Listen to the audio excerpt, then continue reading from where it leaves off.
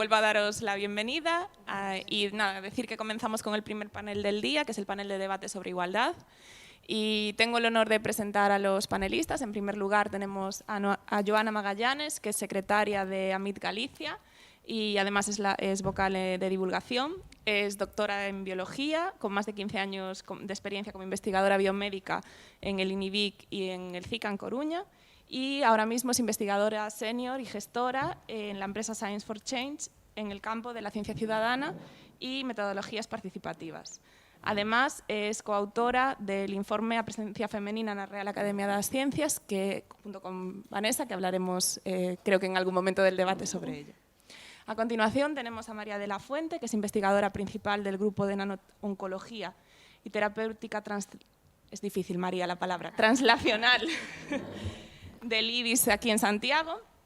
Y además, desde hace menos de un año, ¿no? Eres CEO y CSO de la spin-off Diversa Technologies SL.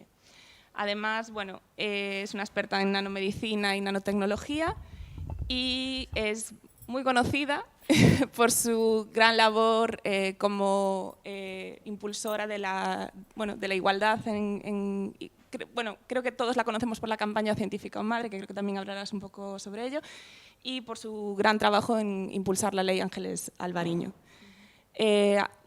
Seguimos con Águeda Gómez Suárez, que es profesora titular de la Universidad de Vigo, en el área de Sociología. Trabaja en temas relacionados con el género, la etnicidad y la prostitución.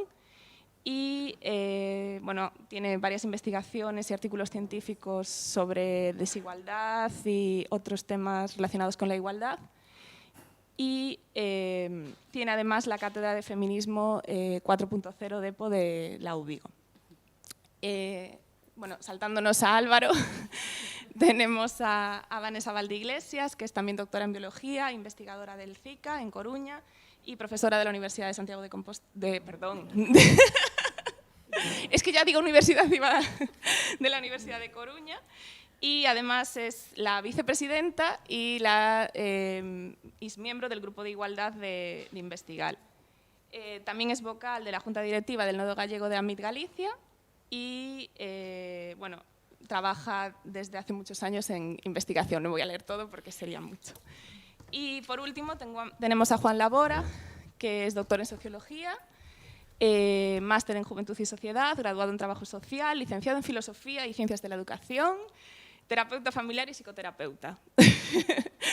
Y trabajó como trabajador social durante 14 años en el Departamento Municipal de Servicios Sociales y Comunitarios y otros 5 en una empresa de servicios sociosanitarios de ayuda a domicilio. Y desde el 2015 es profesor docente investigador en el área de Sociología de la USC.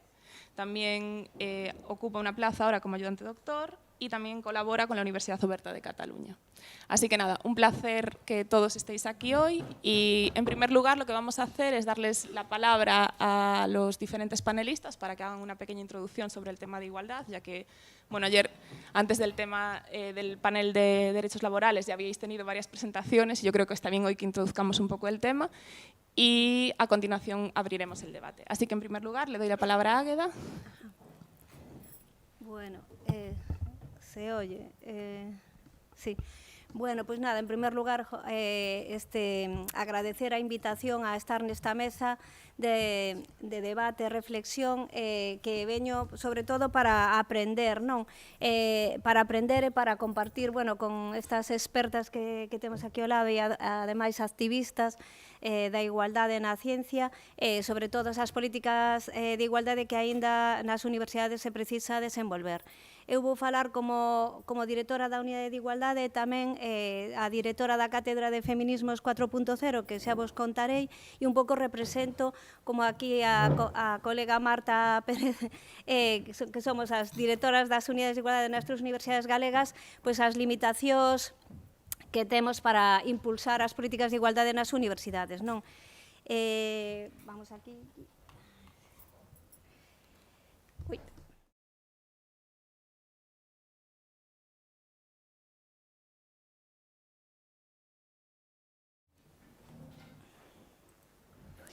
Bueno, isto é un dato así que é interesante, non? As unidades de igualdade son obrigatorias en todas as universidades públicas dende o ano 2007.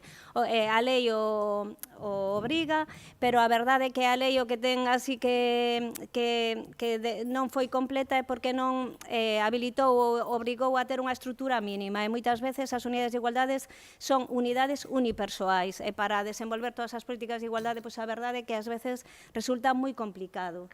Hai que darlle outra vez. Aquí, vale.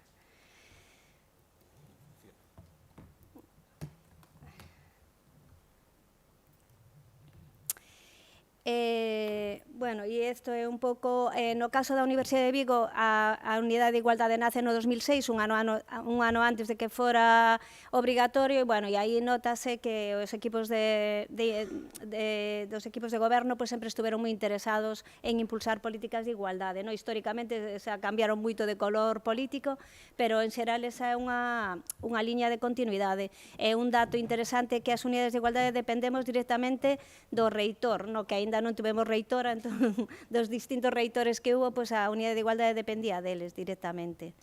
Bueno, e aí está un pouco a estrutura que temos. Na actualidade dependemos do reitor, despois está a directora, que son eu como PDI a tempo parcial, unha técnica de igualdade, un posto base, que non lo queren quitar, jeje, unha comisión de igualdade que representa a todos os sectores da universidade, alumnado, PDI, PAS, sindicatos, etcétera, etcétera, tamén o Consello Económico e Social, e, bueno, é bastante plural.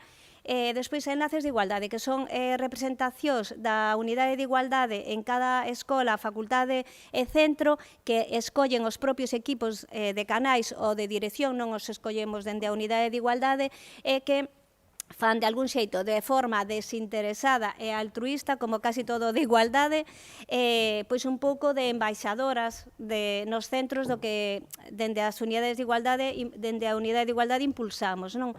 Ás veces funcionan moi ben e son xente moi implicada, e ás veces son elas tamén as que nos trasladan, pois cando hai casos, pois por exemplo, de situacións de acoso, ou algunha demanda, pois os puntos lilas, por exemplo, a Facultade de Telecos que fai San Telecos, pois xa no 2018 nos demandaron crear puntos lila, querían formación, querían papelería e todo eso, pois eso foi a través da enlace de igualdade que nos lo trasladou a unidade de igualdade e nos o puxemos en marcha, non?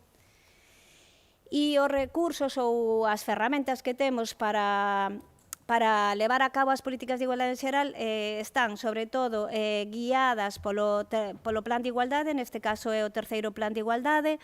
Tamén, como xa é habitual en todas as universidades, temos un protocolo contra o acoso sexual ou por razón de sexo, e tamén temos dende o 2018 un protocolo para cambio de nome e de xénero de uso común para as persoas trans e intersexuais.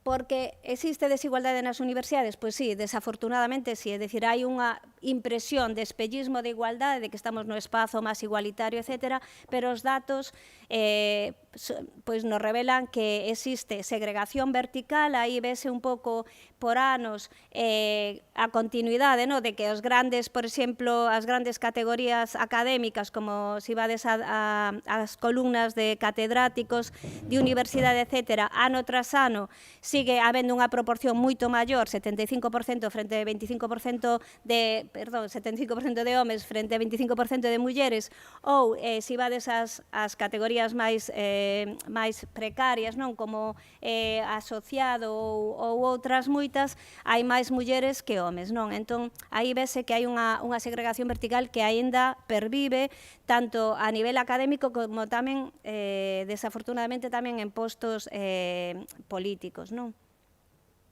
E tamén, por suposto, hai unha segregación horizontal, non? Habitualmente as mulleres, pois aí vese na distribución de PDI, veremos despois do alumnado, pois hai máis PDI homes, 70% en enxeñería e arquitectura e 30% de mulleres fronte ás artes e humanidades, que casi ao revés, non?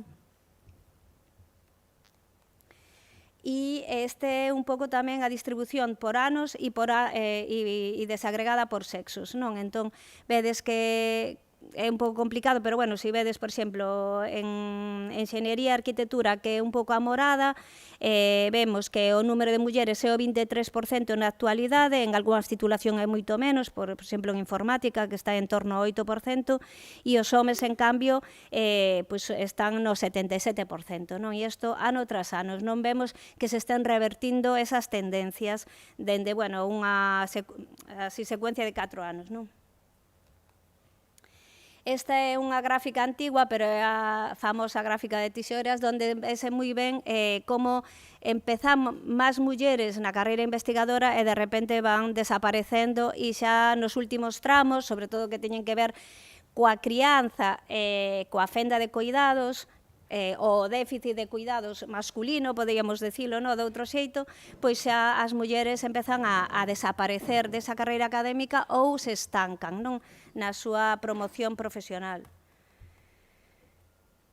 E aí tamén, bueno, son datos tamén do 2019, pero casi son iguais. Nos temos un observatorio de igualdade, aí podese analizar os datos tanto a nivel de PDI como de PAS e alumnado, e vese e identificas moito a desigualdade, non? Por exemplo, os premios de excelencia académica, 85-90% sempre son otorgados a mulleres, pero despois, a hora de insertarse laboralmente ou de facer carreira investigadora, non é proporcional. É dicir, que a meritocracia ás veces parece que está ausente nas universidades, non? E outra vez, bueno, un pouco estes datos horizontais desagregados por sexo. Entonces, resumindo os grandes problemas que supoño que despois trataremos todas, non, que presentan as universidades, entre outros, pero bueno, estes son os que seleccionei, é un pouco a segregación horizontal que xa comentei, a vertical, a fenda de cuidados ou o déficit de cuidados masculino, o traballo doméstico académico, porque non é só que haxa numéricamente tantos homes como mulleres, sino en que postos e que traballos fan. As mulleres habitualmente na academia solemos facer os traballos de formiguiñas, de tutorización, de docencia, é dicir, o traballo para outros, seres para outros, non? E os homes, en cambio, máis facen o traballo de produción científica, que é o que ao final redunda na promoción laboral e salarial, non?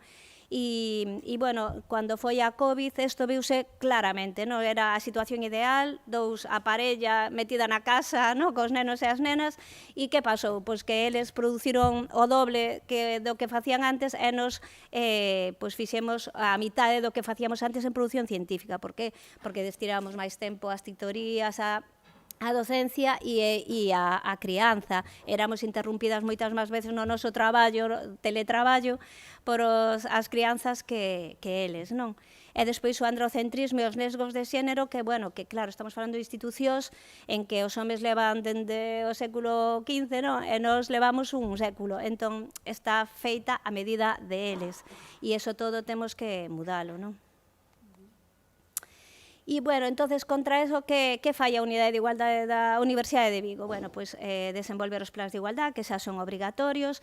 Dende hai 2 anos, e xa estamos coa terceira edición, sacamos, se nos ocurriu facer unha especie de distintivo de igualdade con 2 obxectivos claros. Por unha banda, recoñecer aos centros, facultades, escolas, centros de investigación tamén, que traballan a prol da igualdade, facer un recoñecemento, e, por outro, incentivar a que sigan traballando sobre eso. Entonces, este distintivo, aparte o distintivo simbólico, non, que é unha pegatina, que pois como as de calidade que se poñen nos centros, pois lle otorgamos un pouco de cartos para que o usen en actividades de igualdade, non? E creemos que esta iniciativa está creando como unha especie de competencia sana entre centros, escolas e facultades, e todo o mundo quere ter o distintivo. Entonces, aí se preocupan de facer cousas ou... E, bueno, creemos que en eso é algo interesante, non? E parece ser que o Ministerio de Ciencias vai sacar algo así tamén.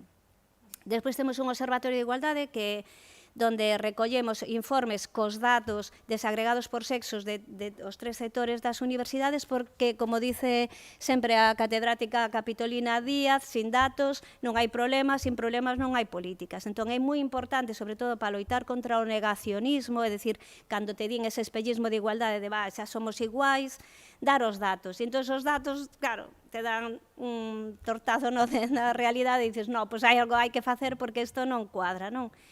Despois, tamén activamos 2 medidas de acción positiva, que sempre é moi complicado aplicalas, pero nos conseguimos no 2019 aplicar unha para as convocatorias propias da Universidade de Vigo en docencia e investigación e transferencia, que prorratea as académicas que tuveron que parar, que teñen menores de 6 anos, facemos así como unha fórmula proporcional da media dos últimos 5 anos, etc. E tamén para algún caso de homes, pero que teñen que cumplir unha serie de requisitos.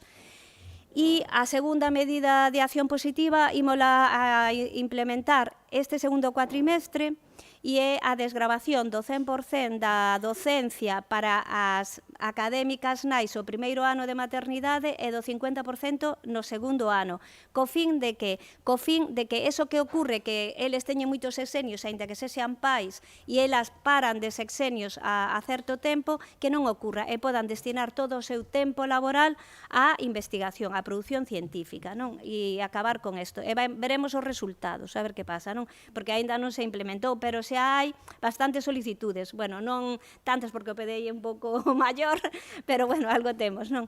Despois temos actividades do Pacto de Estado contra a Violencia de Xénero, como pasa nas outras universidades.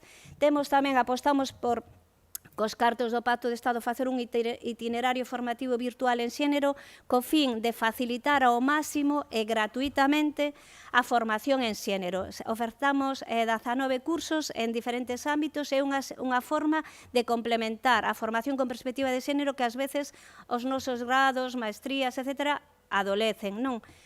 E despois, bueno, temos esta cátedra de Feminismos 4.0 que púdose desenvolver grazas á financiación da Diputación de Pontevedra e que creemos que é un espazo para análise feminista da sociedade digital, non? Para tamén crear unha epistemoloxía feminista, que ás veces é complicado. E despois, bueno, tamén temos ferramentas ou recursos para os docentes e investigadores, como as guías docentes con perspectiva de xénero das Arxes Vives, que as 3 universidades galegas traducimos ao galego e que están en aberto para o uso de calquer docente. Fixemos tamén algunha ferramenta para incorporar a perspectiva de xénero na investigación, porque é unha das demandas que nos fan os equipos de investigación, en plan, bueno, como podo meter a perspectiva de xénero nun análisis de enerxía atómica? Bueno, pois, entón, aí damos certos recursos, bueno, apoiándonos sobre todo en Gender Innovation e cousas así, e outras cousas que fixemos, non? En este afán de acabar co androcentrismo na institución universitaria, tamén por demanda do alumnado, o equipo de goberno decidiu dispoñer de produtos de xestión menstrual gratuitos en todos os centros, facultades e escolas. Entón, todas as alumnas coa tarxeta universitaria poden todos os meses sacar 3 caixiñas de tampóns, 3 caixiñas de compresas gratuitos, que de algún xeito é, por unha banda, para loitar coa pobreza menstrual por unha banda, pero por outra tamén para dignificar unha necesidade específica das mulleres e poñela ao nivel do papel higiénico, vamos, que é unha necesidade básica, non? Tamén, como outras universidades españolas, pois tamén instalamos unhas salas de lactación justamente para dignificar tamén a lactación das nais, PAS, PDI e alumnado, e, bueno, e outras actividades como son os premios Egeria, aos traballos de fin de grado, máster con perspectiva de xénero, actividades de docencia e sensibilización que todos os anos financiamos, etc., non? Pero, bueno, o que aquí voume centrar un pouco máis na cátedra de Feminismos 4.0, que isto naceu cunha idea original, intuitiva, porque, eu son socióloga, non tecnóloga, pero veíamos que estaba pasando algo que cada vez, e coa COVID moito máis, non pasamos máis tempo no mundo online que no mundo offline. E o mundo online parecera que o machismo e a desigualdade se reproducía e incluso ás veces se incrementaba. E estamos falando dun mundo coordinado por Big Tech, é dicir, amos que non están regulados por nada, e o Estado de Dereito, pois como que non existe, non no mesmo. Entonces aí danse diferentes desigualdades e nesgos de xénero e violencias machistas terribles, non podemos falar de terrorismo machista digital, non, algunhas autoras falan deso. Entón, para tratalo, para reflexionar, para construir coñecemento, pois ocurriusenos facer un workshop que xa vai na quinta edición, agora sacaremos o 14 de novembro, será o cuarto, que justamente en este caso vai sobre a manosfera, que nos parece así moi interesante, e que, bueno, chamamos as expertas e expertos para tratar sobre estas temáticas como que un pouco emerxentes, e que aínda eu creo que nos falta categorías, conceptos e termos para analizalo, non? É dicir, que é un reto que temos aí. Despois tamén sacamos unha convocatoria de axudas de investigación que realmente está tendo así unha resposta moi grande entre os equipos de investigación para analizar diferentes aspectos desta sociedade digital dende a mirada feminista, non? Tamén sacamos os premios Gelget COVID justamente para alentar as alumnas estén boas e que teñan aí un premio económico, non? Por estar en espazos non hostís, pero bueno, ás veces que non son moi propicios, non? E hai moitas anécdotas, e a verdad que sempre é moi gratificante escoitar a historia das rapazas que gañan, porque teñen historias moi interesantes, non? Cando fan unha lectura feminista da súa trayectoria. Temos un comité de sabias que está conformado por un montón de expertas, moitas da Universidade de Santiago de Compostela, da Universidade de Coruña, que de algún xeito nos guía, nos orienta sobre como podemos facer o workshop, ou que ponentes tratar, ou que temáticas abordar, etc. E despois tamén temos un observatorio de violencias machistas digitais, Stop Machitroles, e todos os anos, bueno, o ano pasado foi o primeiro, sacamos un primeiro informe e fomos xa atacados rapidamente por forocoches, obviamente, e este ano sacaremos o segundo e seguramente recibiremos outro ataque, porque diremos cousas moi, non sei, controvertidas, por dicirlo de alguna xeito, non? E despois, bueno, seguimos así unha estrategia comunicativa en redes sociais e tal, que non sei se nos coñecedes.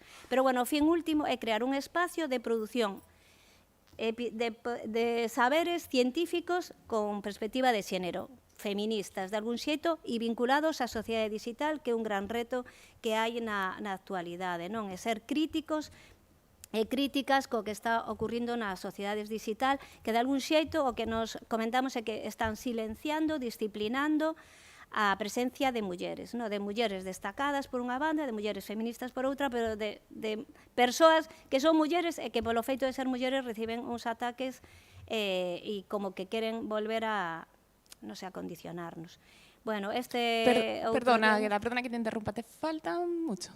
No, ya está acabando. Vale. Bueno, estos son dificultades e incentivos que temos para desenvolver as nosas políticas. Por unha banda, ese espellismo da igualdade ou negacionismo, o traballo doméstico académico e os incentivos e o marco de Horizonte Europa, que nos ven moi ben, e tamén a nivel galego, pois a Lei Ángeles Alvariño, que creemos que é moi positiva, xa está. Vale, perdona, gracias. Nada, ahora, Juan, ¿se te parece?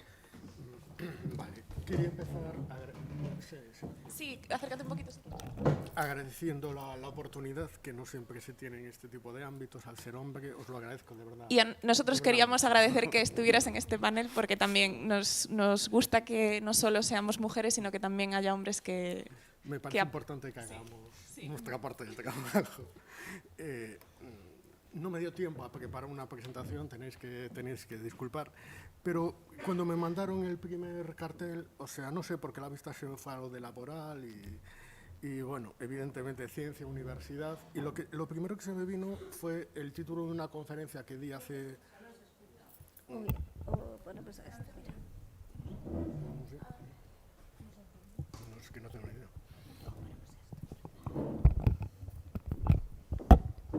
Hola, ¿se oye? ¿Se oye? Vale. Continúa. Continúo. Vale.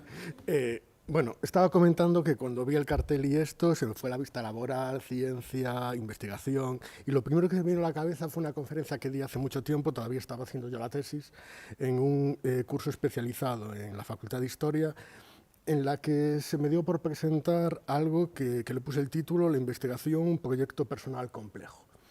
Creo que hoy día la carrera académica, pues bueno, todos más o menos sabemos lo que es y se está poniendo bastante complicado la conciliación con los aspectos personales. A pesar de todo, la mujer, la última estadística que leí hace cosa de un mes en relación al tiempo que dedican las mujeres a las tareas de cuidado y mantenimiento del hogar, sigue siendo el doble. Es cierto que crece un poco la que dedicamos los hombres, pero vamos, la diferencia sigue siendo una grieta abismal. Con lo cual, todo esto, me imagino que sumado al COVID y una serie de historias, ha hecho que muchas personas estén al borde de lo que es la enfermedad mental en investigación. La presión es mucha y los hombres estamos encajados en esas masculinidades tóxicas marcadas a través de la ambición, de lo que tenemos que conseguir. No podemos admitir vulnerabilidades personales y tenemos la ambición y el poder para avanzar. Creo que hay que romper con este tipo de estereotipos porque al final perjudican a todo el mundo. La situación estructural social es evidente que perjudica a las mujeres, pero este tipo de masculinidades impuestas y que no se corresponden realmente con lo que es ser hombre, creo que es el gran tema, por lo menos para los hombres del siglo XXI, que es ser hombre. Yo cada vez creo que, por desgracia, lo tengo menos claro. Sí tengo claro lo que no es ser hombre y lo que no quiero ser, pero cuesta mucho de construir determinadas cosas que se nos transmite a través de la socialización y la educación. Si algo he aprendido a través de la investigación es que los imaginarios sociales, los prejuicios y los estereotipos tienen una fuerza que yo de entrada, antes de meterme en esto, nunca hubiera creído que tienen, pero los tienen. Los tienen, nos informan, nos construyen y es muy difícil de construir todo eso. Estamos en un momento, además, de una reacción de determinados movimientos sociales, en parte por lo que comentaba Águeda, a través de la utilización del mundo digital, de esta manosfera que está sentada en un negacionismo, muchas veces vinculada a través de determinadas ideologías, tanto de tinte conservador como de tinte directamente fascista, en el que es muy difícil contestar determinadas cuestiones. Se están manejando a través de los bots y de los trolls de una manera totalmente desaforada en la negación del puro feminismo y de la pura discriminación, llegando a límites que rozan ya no la fake news, sino que rozan realmente la distopía directamente. Todo esto hace que cada vez sea más complicado manejar todo esto. Creo que las mujeres se han implicado y que están trabajando este tipo de aspectos y creo que cuestiones que a lo mejor se están intentando trabajar a través de la educación y de la formación, por desgracia creo que la información, el dato, es impermeable para el prejuicio. Es prejuicio, es antes del juicio, es emocional. Alguien lo tiene en la cabeza, se mueve a través del imaginario, con lo cual, por muchos datos que le demos a alguien en relación a cuál es la situación del hombre o cuál es la situación de la mujer, a esa persona le va a dar igual. Creo que la herramienta deberíamos de cambiarla. No digo que no se siga utilizando la información, la sensibilización, pero ahí están las encuestas, ahí está el avance de la sociedad que no responde muchas veces a lo que realmente pasa. No es científico, pero yo el año pasado, en una de las facultades en las que doy clase, tuvimos un caso de intensidad media de un chaval que llevó a cabo determinadas conductas, pero es que tuvimos un caso realmente sorprendente y desaforado en relación a lo que directamente se le puede colocar la etiqueta de acoso sexual. El otro día, en una de las facultades que también doy clase, en otra facultad distinta a esta que os estoy comentando, tuvimos una reunión de coordinación y me avisaron de 2 casos de acoso más. ¿Que responde a la realidad? No sé, pero ahí está, doy clases en criminología, los delitos de odio están subiendo, las palizas homófobas siguen subiendo las violaciones, el acoso sexual, el número de denuncias que presentan las mujeres.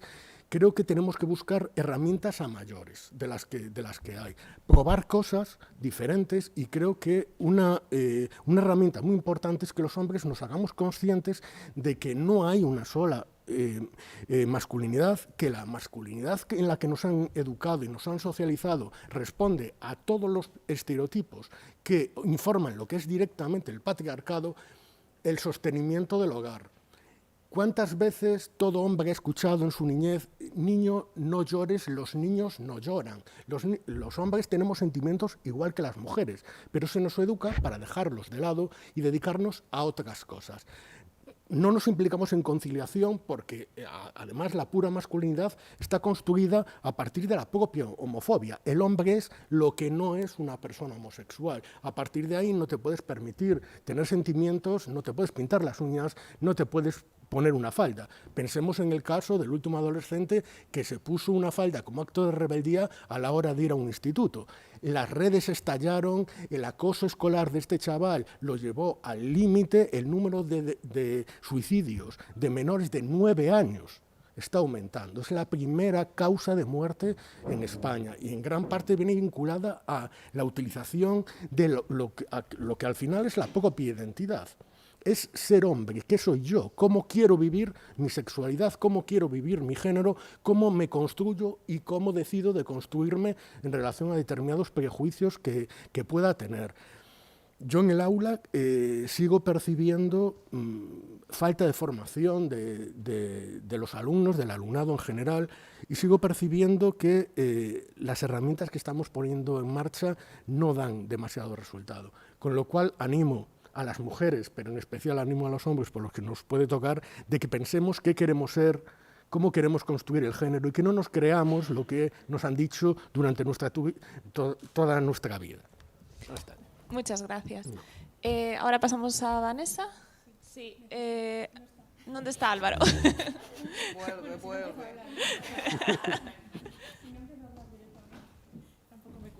Pues si quieres empieza y mientras va poniendo la presentación. Bueno, buenos días a todos y a todas. Bueno, soy Vanessa, como dijo Elena, de la Universidad de Da Coruña. También pertenezco a la Asociación de Mujeres Investigadoras y Tecnólogas y a Investigal, Red Galega por la Investigación. Y bueno, yo os voy a hablar un poquito, muy brevemente intentaré, aunque es un tema que podríamos estar hablando días, horas, semanas, de la desigualdad en investigación, ¿vale? ¿Por qué son necesarias estas unidades de igualdad? ¿Por qué son necesarios paneles de igualdad? ¿Por qué son necesarios seguir hablando de igualdad? Hay mucha gente que se piensa que ya hay igualdad, sobre todo en un ámbito como la ciencia, donde bueno, se presupone ya ciertas cosas y entonces ya se presupone que hay igualdad. Bueno, pues no la hay, para sorpresa de algunos no la hay. Bien, voy a contar más o menos dónde están estas desigualdades, porque algunas son muy evidentes, pero otras no son tan evidentes. Y que aunque de algunas ya se hablaron, como es la maternidad o los cuidados, que es igual quizá lo más gordo, hay muchas otras mucho más sutiles, pero que también están. Bien. Para explicar dónde está la desigualdad es muy breve, de verdad os lo prometo. Voy a ir muy rápido simplemente para señalar los puntos y luego en el debate poder desarrollarlos. Esta desigualdad tiene mucha culpa de ella el desarrollo de la carrera investigadora, que ya se habló ayer de ella, bueno, es larga, es muy demandante, es muy exigente, bueno, hay altibajos emocionales, te confluye con tu vida personal, etcétera. Entonces, todo esto, además la precariedad que hay, pues todo esto hace que sea muy difícil. Ayer os lo dijeron, no estuve aquí, pero lo pude ver por YouTube. Ayer os contaron toda esta precariedad, que bueno, supongo que si estáis aquí no necesitáis tampoco que os la cuenten. Bien, ¿es difícil la carrera investigadora? Sí. ¿Es igual de difícil para hombres y para mujeres? No. Para las mujeres es mucho más complicada, precisamente derivado de toda esta precariedad que aún agudiza todos los problemas. Esto hace que tengamos esta famosa gráfica de tijeras, antes gráfica de tijeras, ahora gráfica de pinza. No me voy a volver a repetir porque ya se ha dicho muchas veces, pero sí voy a decir que no es, aquí he puesto un dato, pero no es un caso aislado, se repite en todas las áreas, en todos los centros, en todas las universidades, independientemente del número de personas, de mujeres que inicien la carrera investigadora, que obviamente varía por áreas, pero este porcentaje siempre se invierte. Llegan a puestos de responsabilidad los hombres. Bueno, llegan mujeres, pero en mucho más porcentaje los hombres.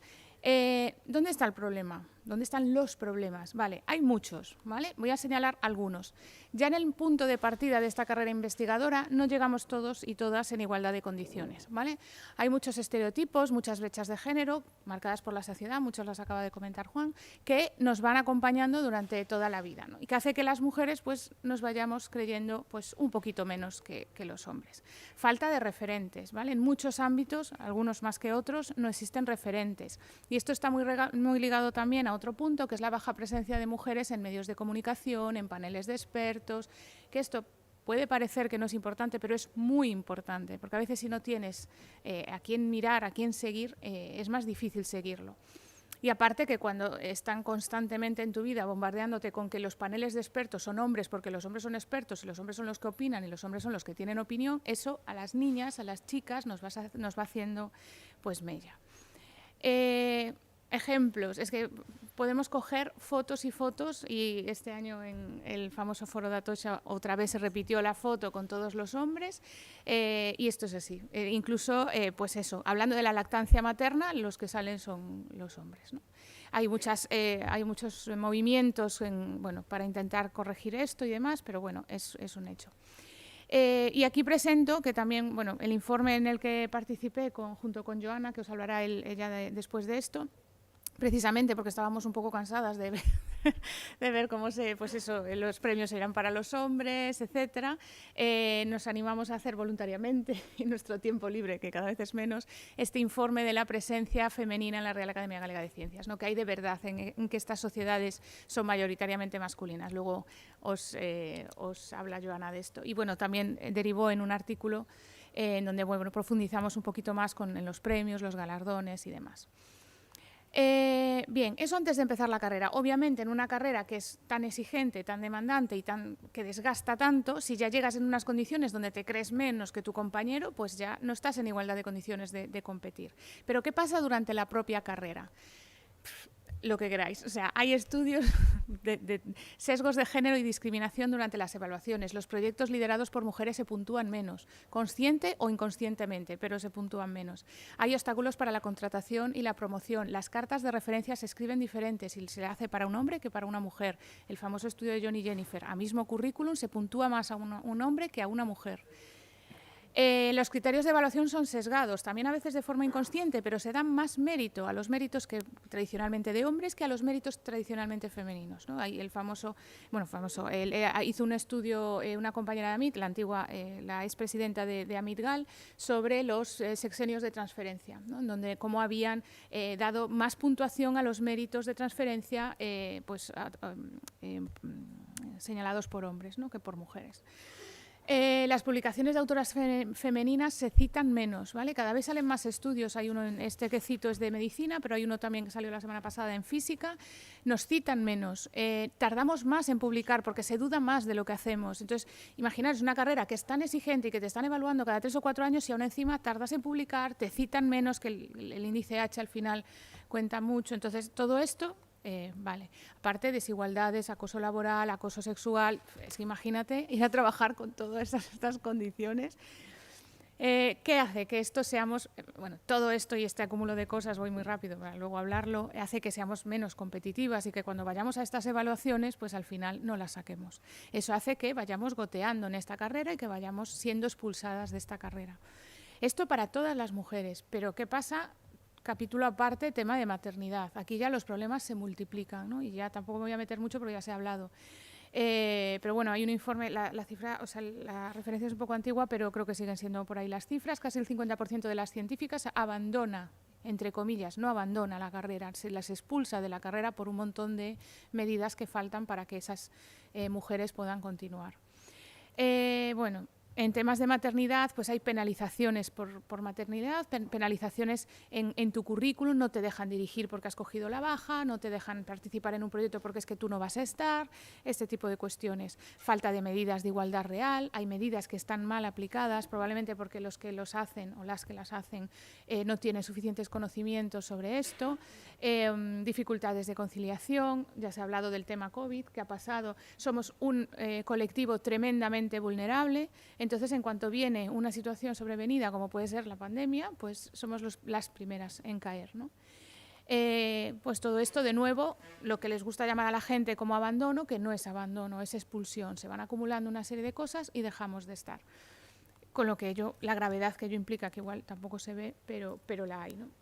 Y simplemente para terminar, porque quería ir rápido, decir que en el grupo, en la Red Galega por la Investigación, Investigal, a la que pertenezco, tenemos un grupo específico de igualdad, porque, bueno, y de hecho es una de nuestras líneas programáticas porque nos parece lo suficientemente importante como para dedicarle uno de nuestros grupos estructurales a la que dedicamos mucho tiempo y que fue además el germen de lo que es ahora la Ley Ángeles Alvariño, que os va a explicar María. Así que nada, luego en el debate profundizamos en lo que Muchas queramos. gracias, Vanessa. Y nada, ahora le cedo la palabra a María, por favor. Vale, es este. Funciona, me parece, sí, ¿no? Sí. Bueno, bons días a todos e todas. Eu non teño presentación tampouco, así que vou a continuar un pouco co que comentou Vanessa. En línea con que estamos falando agora, eu quero tamén destacar que ao final tamén temos que ter unha visión positiva. Vou a contar un pouco como se xenerou un pouco este impulso para a Lei Ángeles Alvariño. Decir que a primeira vez que se presentou unha proposta de lei no Parlamento Galego foi no ano 2018 e foi votado en contra, non prosperou. E, sin embargo, 3 anos máis tarde, no 2021, si fomos capaces de que isto prosperase. E creo que isto foi debido pois, a este traballo de análisis da situación, de visibilización, de empezar a poñer pois, todo o feminismo na investigación nunha parte central e a dar a coñecer todos os problemas. É dicir, que resultado de todo ese traballo, de tantos anos e do traballo incluso previo 2018, ao final conseguimos sensibilizar o suficiente tanto aos grupos parlamentarios como á poboación en xeral, que houve un manifesto que asinou un montón de xente e pensamos que foi clave para aumentar a presión, como sí que podemos seguir avanzando. Entón, este debate creo que é super valioso nese sentido. Temos que seguir debatindo ata que sexa necesario e estar pois, moi vixiantes. Non vou a repetir o que estuveron comentando ata agora, creo que é fundamental e tamén me gustou moito a parte da visión masculina, porque é certo, estos estereotipos afectan vos moitísimos a todas o sea, creo que é malo polas dúas partes, non? E eu estou empezando a observar, teño un fillo e unha filla, estou empezando a observar como a nena trae algunhas historias con 8 anos que digo, madre mía, o sea, que podemos facer nós, non? Porque algo temos que facer para que non se sigan replicando estas cousas de entidades tan temperás. Pero, bueno, volvendo ao tema, o da Lei Ángeles Alvariño e a visibilización que é necesaria dende investigar, bueno, non sei se está aí xa sacou, vale. Dende investigar, nada, non pasa nada. Bueno, era comentar un pouco, eu tive unha situación en primeira persoa, coa que sí que sufrín discriminación en primeira persoa, e sí que puiden constatar como foi cambiando a percepción xeral da comunidade investigadora. É dicir, eu cando empecé a denunciar que polo feito de ser nai estaba sendo discriminada, había un montón de conversacións onde, en certo modo, se me estaba culpabilizando a min, pois por non ser capaz de continuar co mesmo ritmo de traballo e de continuar estando aí, porque xa sabía que iba a ter que avaliarme, xa sabía que a carreira investigadora era tal cual como acaba de escribir Vanessa, unha carreira de obstáculos. Entón, a culpa era directamente miña por non ter previsto esta situación ou por non ter posposto máis pois a maternidade. A raíz deste tema, claro, eu ao principio pois atopábame bastante sola, en teoría, porque cando eres unha persoa que estás nunha situación de vulnerabilidade, pois non sabes moi ben como facer. Non había, e creo que agora mesmo sigue sin haber, aínda que hai canles nas universidades, aínda que hai canles en certos organismos, hai outros nos que non hai canles ben habilitadas, e entonces non sabes moi ben a quen acudir, non? Cando tes este tipo de situacións. No meu caso, pois acudín a xente, a técnicos e técnicas das axencias avaliadoras, onde me repetían continuamente pois as bases da convocatoria, pero non era capaz de avanzar nun diálogo. Acudín ao centro, onde non había un plan de igualdade nese momento. Entón, ao final, bueno, pois cometí unha serie de erros tamén, pois o mellor non ter solicitado a anulación da convocatoria por non cumprir os principios básicos de igualdade e ter concurrido a ela. Non sei, quero decir que tamén é moi importante traballar en habilitar canles para non estar nesta situación de vulnerabilidade e saber o que hai que facer. Despois de comenzar, pois eso, pensando que realmente non era culpa miña, que foi tamén un exercicio importante interno, non? E de xente achegada que reforza esta percepción.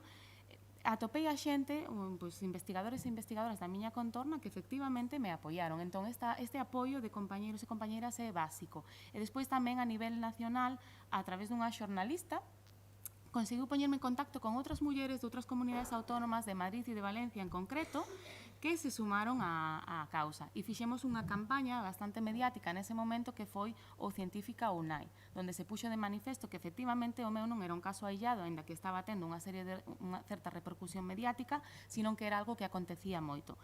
Isto conlevou a recoller pois, moitas asinaturas a nivel nacional e a presentalas na Secretaría de Estado do Ministerio de Ciencia e Innovación. Entón, bueno, aí xa se empezaron a producir cambios, xa se cambiaron algunhas convocatorias a nivel estatal. Son cambios pois, que vamos avanzando pouquiño a pouco, pero bueno, que van sentando as bases para futuras modificacións. Pero máis importante que se conseguiu abrir un diálogo, que creo que é básico, porque, como comentaban antes, ás veces as políticas ou as actuacións fanse sin consultar a parte implicada, co cal non son todo eficientes que deberían ser. A raíz desta campaña, bueno, pois o seguinte obxectivo, despois de visibilizar, foi tratar de recabar máis información, non? E, por exemplo, a través de investigar, pois fomos capaces de atopar xente pois, que fora despedida durante os seus permisos de maternidade, probablemente vulnerando a lei laboral, pero, bueno, nesta situación de vulnerabilidade, pois moitas veces non sabes ni siquiera como facer para saber cales son os teus dereitos, exclusión de dirección de tesis doutorais e proxectos, acoso pois, por cuestión de xénero, con presións, non? Para a incorporación inmediata ou para seguir traballando desde a casa, seguros médicos incluso que non cubrían embarazos nas estancias no estranxeiro, creo que eran estes casos, e, bueno, e tamén penalizacións directas, pois, como me aconteceu a min, pero que ya aconteceu a máis xente, que son avaliaciones que non consideran estes permisos de maternidade ou paternidade, sino que o consideran como tempo traballado. É dicir tamén que as mulleres pois, non podemos renunciar a este permiso, non? Creo que os homens afortunadamente agora tamén teñen un permiso obligatorio, pero antes tamén era moi común e que eu tiven que renunciar xa, pero eu non podo renunciar. Entón tamén se xeneraban estas desigualdades se non se pondera ben. Entón había un montón de casuísticas e sigue habendo, porque a pesar de que temos a lei Ángeles Alvariño, siguen habendo pois, casuísticas que non se contemplan, porque son tantas e tan variadas que é preciso facer un análise continuo e estar continuamente mellorando. Bueno, entón, a raíz desto, pois, preparáronse informes que se enviaron aos grupos parlamentarios, tamén aos partidos políticos, as organizacións, aos institutos, ás universidades, ás axencias de igualdade, a todo o mundo, non? Para un pouco ubicar o tema. E tamén con suxerencias, é dicir, dunha forma proactiva, non somente dicindo que fai fallas, sino tamén propoñendo solucións, buscando exemplos en outras convocatorias para poder traballar nisto. Ademais disto, bueno, houve moitísimas reunións, non? Cos diferentes grupos parlamentarios e tamén fomos vendo como iban cambiando a súa percepción algúns deles, ata que ao final se aprobou a lei Ángeles Alvariño. Pensamos que é un gran fito, pero, bueno, non é o final, nin moitísimo menos. A raíz desta lei, agora o que temos que seguir facendo é un pouco estar vixiantes. Primeiro, garantizar que se cumpla e, segundo, seguir facendo propostas de mellora. E outra asignatura que eu creo que está pendente é un pouco de coordinación, porque hai moitísimo traballo que se está facendo en diferentes parcelas, non? Pois nas universidades, nas asociacións, incluso na propia Xunta de Galicia, pero sigue habendo esa falta de aproveitar o traballo duns para que se implemente en outros aspectos. Entón, eu creo que iso é algo pois, moi importante. Está claro que, por exemplo, en Galicia está a Unidade de Muller e Ciencia, pero temos pouca comunicación, cando debería de ser pois algo que un pouco unificase todo e a partir da conversación pois coas diferentes partes implicadas se propuxesen accións conxuntas de cara a avanzar pois se cadra un pouco máis rápido, porque vamos a un ritmo que non é o suficientemente rápido. Aínda volvo a repetir que nun aspecto positivo pois sí que se apreciou un cambio dende o 2018 que esta lei non foi aprobada ata o 2021 onde se aprobou por total maioría, é dicir, que ao final sí que vamos vendo os frutos, pero deberíamos de intentar ir un poquinho máis rápido e si cadra tamén hai que reflexionar ao respecto.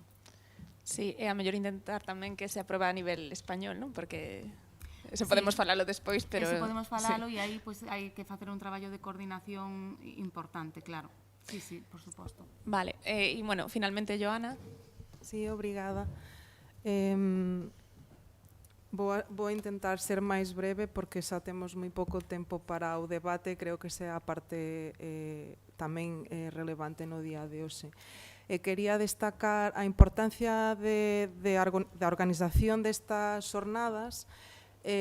Cando eu estaba estudando, o sea, simplemente como estudiante, nunca tiven acceso a algo así. Creo que podedes ver por os diferentes exemplos que hai aquí hoxe a importancia do activismo.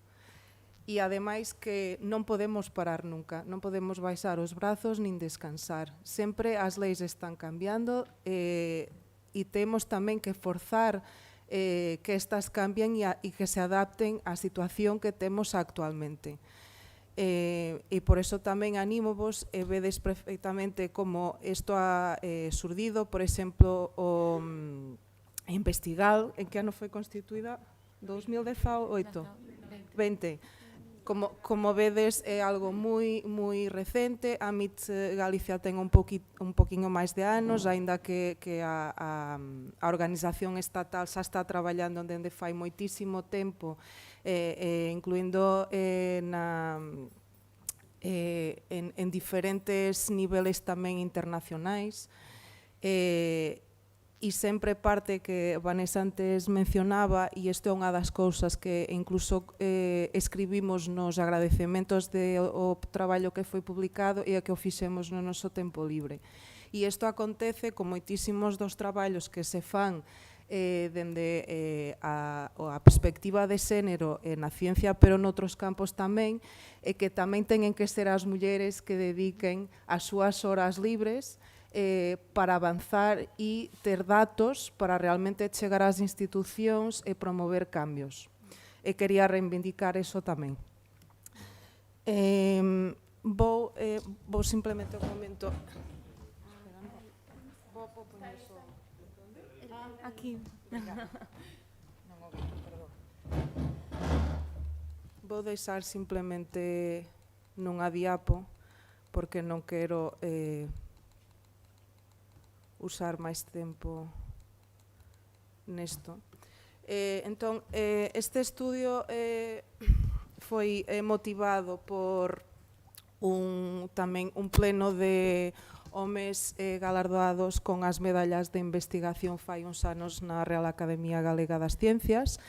Nese momento, dende a MIT, queríamos escribir unha nota de prensa, pero afortunadamente non fomos a tempo, e entón decidimos outra estrategia. Conto isto desta forma porque eu creo que, como María estaba dicendo, que cometeu errores porque estaba soa, e que non estaba, pero moitas veces tamén nos falta ainda un pouco de experiencia tamén a nivel de activismo, de como actuar e introducir os cambios nas institucións. Entón, a estrategia que adoptamos neste caso foi falar con o presidente e a vicepresidenta da Real Academia Galega das Ciencias e propoñerles que queríamos facer un estudio sobre a fenda de xénero nos premios e galardóns atribuídos pola institución e, ademais, tamén quisemos indagar na composición dos xurados. E este foi, que sabemos, o primeiro estudio que fixo as dúas partes.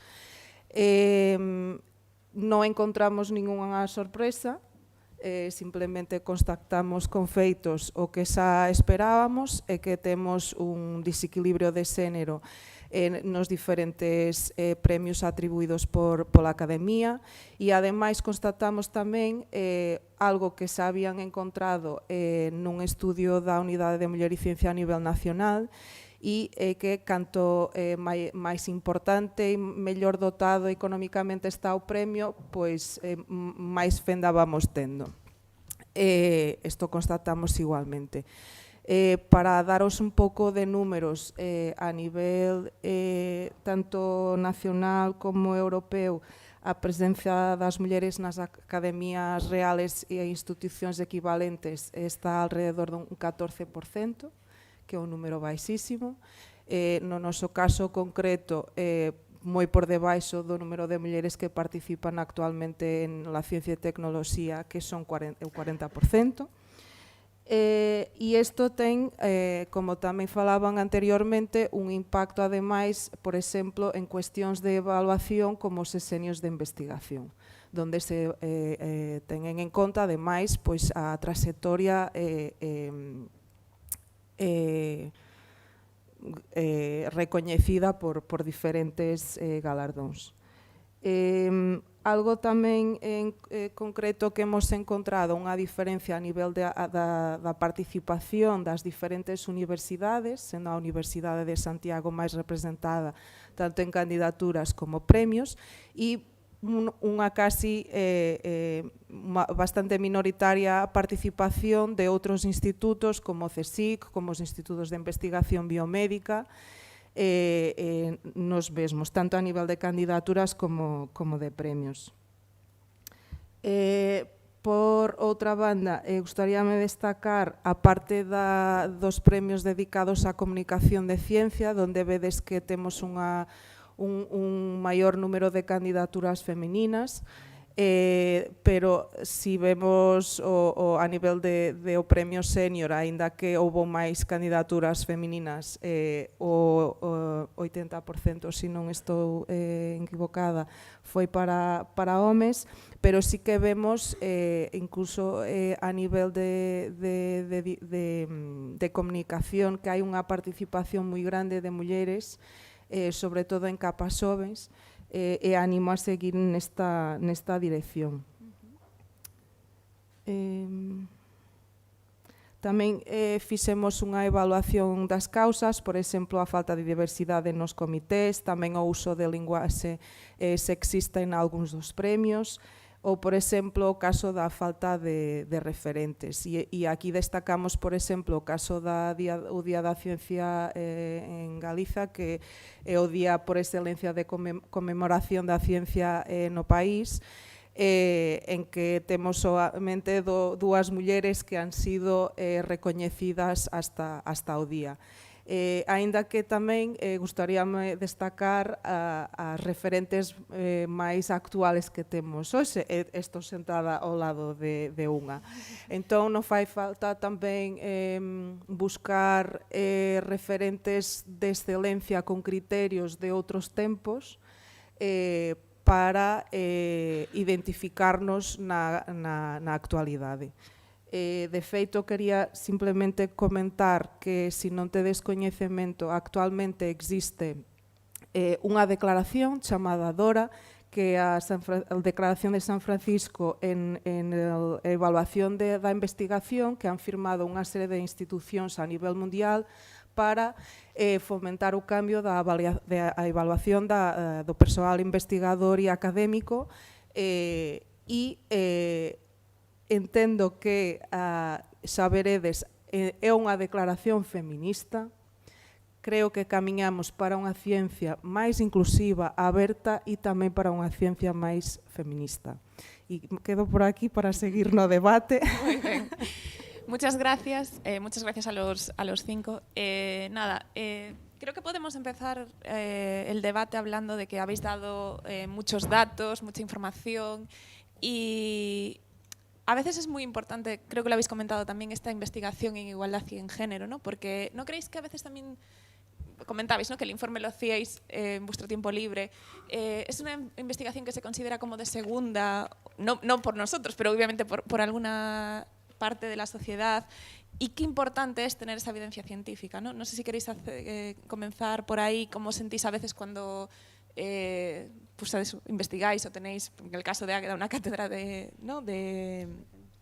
feminismo, precisamente, que es como si se vieran de segunda, no sé quién quiere... Sí, si quiere empezar. Eu por contar unha anécdota, pois, por unha banda, moitas veces o traballo de igualdade, eso se entende como que é traballo de activismo, de compromiso, etc., e ten que ser gratuito e non profesionalizado, non? E iso nos pasa a moitas unidades de igualdade, que nos dicen, bueno, si eres feminista, pues agarras esto e haces todo e máis, non? Eso por unha banda. Despois, na academia, cos colegas e tal, pois hai pouco eu estuve en dúas ceas, e desgraciadamente había unha candidata que tiña un currículum moi vinculado á produción en xénero, no ámbito da filosofía, e consideraban que o que facía ela era ideoloxía, non era saber científico. Entón, onte, eso, no Parlamento que estuvemos, na Comisión de Igualdade, suxerín que, por exemplo, as ciencias de calidade deberían acreditar ao persoal e as titulacións, sobre todo, pero ambas, para que se valíe como algo obrigatorio ter formación en xénero, para acabar con ese presuicio e estereotipo de que todo o que ten que ver coa igualdade é unha cuestión de carácter ideolóxico, non, é cuestión de xustiza, de excelencia e de calidade, non? E tuvemos un problema moi grave nesa CEA porque eso se infravaloraba e estás falando de xente máis nova que a min, compañeiros de esquerda, entre comillas, e aínda así tiñamos este problema. Entón, a mí me parece que tanto os estudios de xénero que realmente ahora para os sexenios teñen o seu espazo, pero o nivel de exigencia é moito maior que para ciencias sociais, é dicir, que a propia promotora dese espazo de estudos de xénero nin siquiera se presenta ela mesma os seus sexenios aí. É dicir, por qué? Pois porque te pide unha exigencia como se foran matemáticas, que dende a época de Pitágoras os estudios de xénero levan pouco tempo, hai poucas revistas científicas indexadas de alta calidade, entonces eso todo hai que traballar por esa banda, é dicir, que se amplíe, que se suba ao nivel de prestixio dos estudos de xénero como un elemento de excelencia e calidade, e por outra banda tamén como fai a ACU, é dicir, non é algo así que sea unha utopía, é dicir, a Xencia de Calidade Catalana xa únicamente acredita os investigadores e investigadoras e as titulacións que teñen formación en xénero ou que propoñen materias específicas de xénero e ademais da transversalidade de xénero, pero tamén materias específicas, non? Sí, no sé si alguien más quiere añadir algo, si no, nada, simplemente en línea con esto, no solo además es importante también la perspectiva de género en los evaluadores, ¿no? Como está muy bien que, por ejemplo, en el caso de la ley Ángeles Alvariño, pero si los propios evaluadores no conocen o no saben cómo gestionarla, no sé si queréis comentar. Sí, eu podo comentar. Eu sou evaluadora tanto de proxectos a nivel nacional como en Portugal e tamén a nivel da Comisión Europea. E é verdade que no último programa que acaba de entrar hubo algunha diferencia e tengo que recoñecer o papel da Unidade de Muller e Ciencia no Ministerio, porque este ano é verdade que hubo unha serie de recomendacións e documentación para o persoal evaluador. A nivel europeo podo decir que debían estar marcando máis o camiño, pero creo que hai aínda unha deficiencia en buscar primeiro as persoas que teñen realmente capacitación a nivel de perspectiva de xénero e ademais garantizar que ese non sexa un factor de desempate nas propostas, pero que sexa un dos puntos importantes a evaluar xuntamente con outros criterios. O que estou percibindo un pouco tamén outro tipo de convocatorias é que o do xénero é o punto de desempate. Isto ten que tamén ser alertado. Sí, engadir que eu tamén formo parte de algunhas comisións de avaliación e estou de acordo que sí que é certo que este ano pasaron guías, pero despois a hora do debate non é suficiente con que leamos as guías, porque hubo algún momento que seguía sendo por peso e tampouco se aplicaba ben o DORA, estrictamente sí, e foi un debate complicado, non? Tratar de que todo o mundo teña un pouco esa perspectiva e que non sexa eso, pois o desempate, ou que este ten 14 publicaciones, esta ten 13, vale, bueno, mira a perspectiva global. Entón, hai moito traballo que facer. Eu entendo que o tema da SUG e de ANECA, non?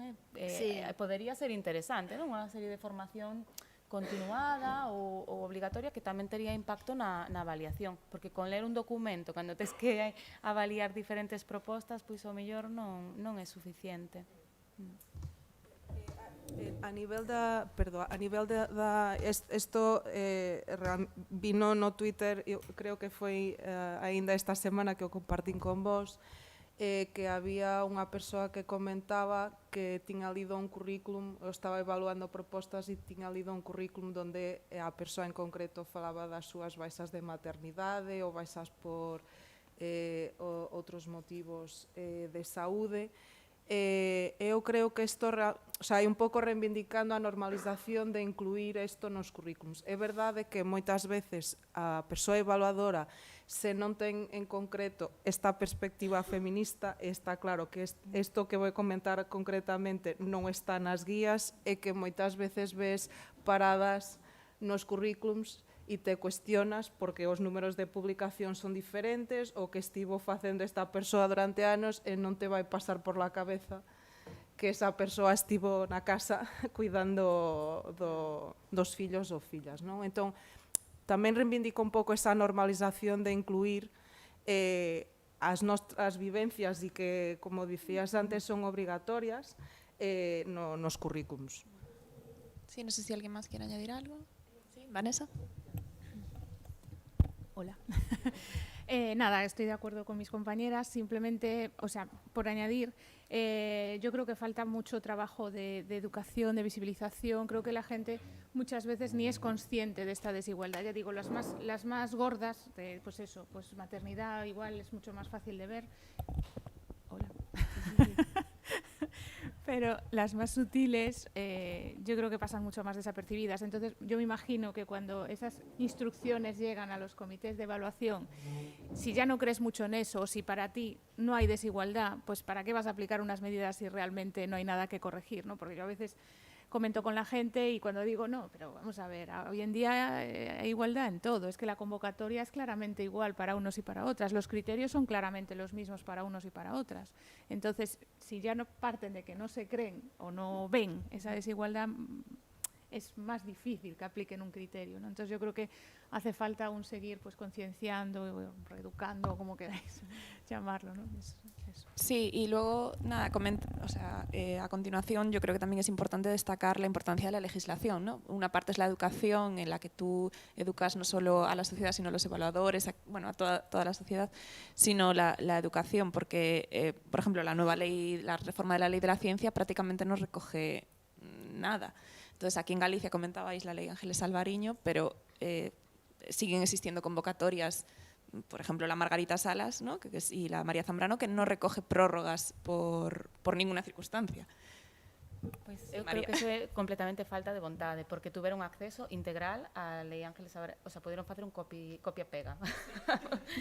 E non o fixeron, porque moitas veces, supoño que non é tampouco sinxelo, hai que buscar as fórmulas, pero bueno, hai que facer ese traballo. Entonces, sin vontade, dende logo, non. E o que comentaba Vanessa é certo, a igualdade formal, sí, na forma, en teoría, sí, pero a igualdade real non estamos aí. Y entrando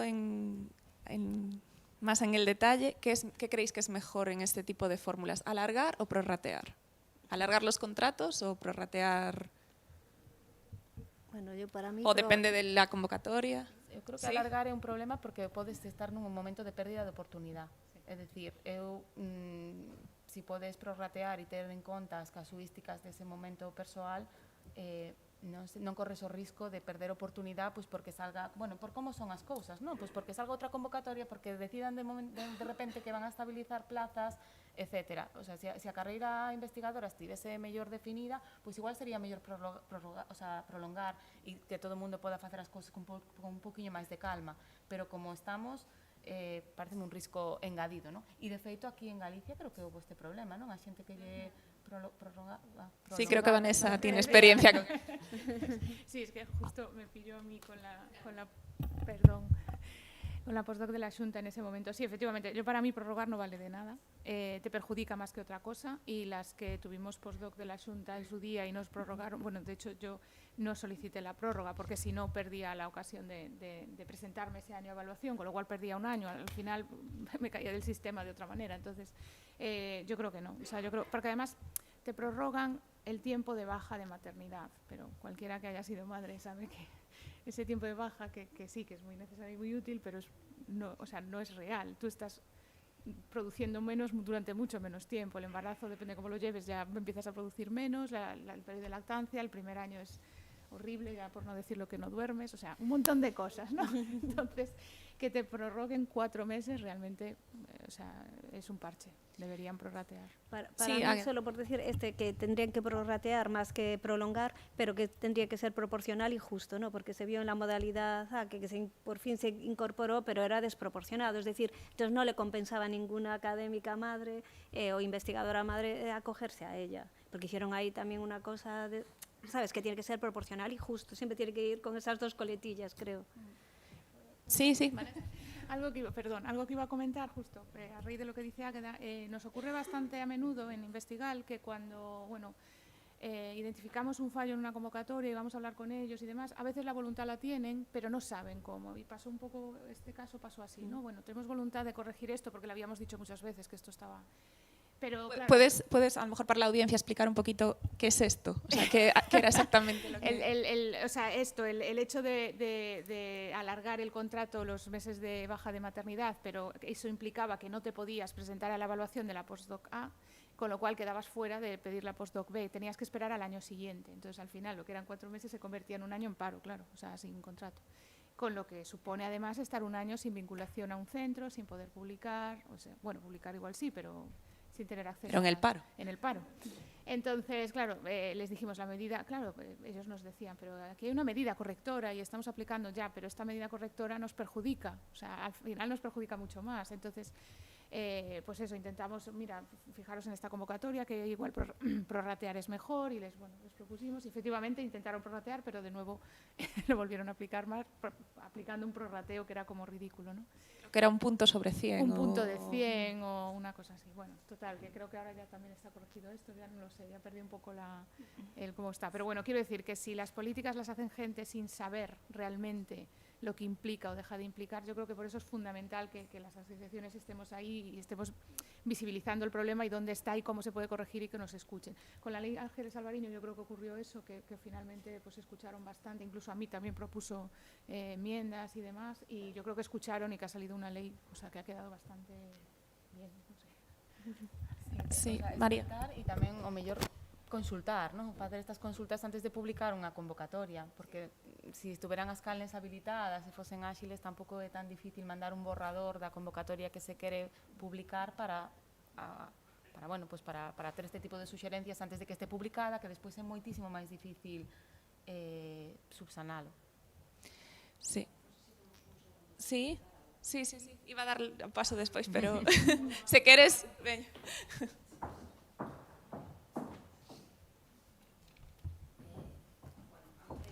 De nada, gracias a todas por estar aquí. Cando estas chicas, eu son a coordinadora de formación da EDIUS, xa falei onte, entón non vou a falar do que fago aquí, conozco a Vanessa, que coincidimos xuntas, a verdad é que isto, como dicen os meus, ahora só dos chicos, os doutorandos, dices que sois como unha tribu, e eu, pois máis ou menos, estamos todos nos mesmos sitios. Entón, cando estas chicas contactaron conmigo, digo chicas e Álvaro, porque eran todas chicas, eu que lles propuxen é que esta mesa de xénero a quería como a primeira aula de formación deste novo curso da EDIUS, e me parecía superinteresante. Eu falei con Marta, que é a nova coordinadora de xénero, e con Teresa Moure, que é unha persoa que leva traballando moito tempo na USC, que anda por aí, para empezar xa con forza, non? E darlle ao xénero o peso que debía de ter na formación. Levo 3 anos na formación, primeiro lle din a estadística, que era a miña rama, despois lle din a outras cousas que me gustaban como georreferenciación, e agora que por fin conseguín chegar a esa escala de arriba, que tropezamos todos, pero que cheguei arriba, pois digo, pois agora me vou a dedicar a algo que me gusta, que é a igualdade, non?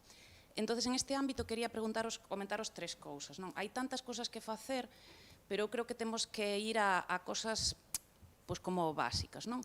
Por exemplo, na NECA temos unha nova directora, Mercedes Siles, que é unha crack. Ademais, aquí a trouxemos a dar un curso, bueno, unha conferencia, e ela me decía unha cosa interesante, ademais hasta me pediu que fixera un estudio de xénero, pero como non tiña tempo, ves, estas cosas que hacemos en el tiempo libre. Bueno, esta hasta pagaba, pero es que non tengo tiempo ni pagando, es decir, non era unha cuestión de dinero, unha cuestión de que non me dá la vida.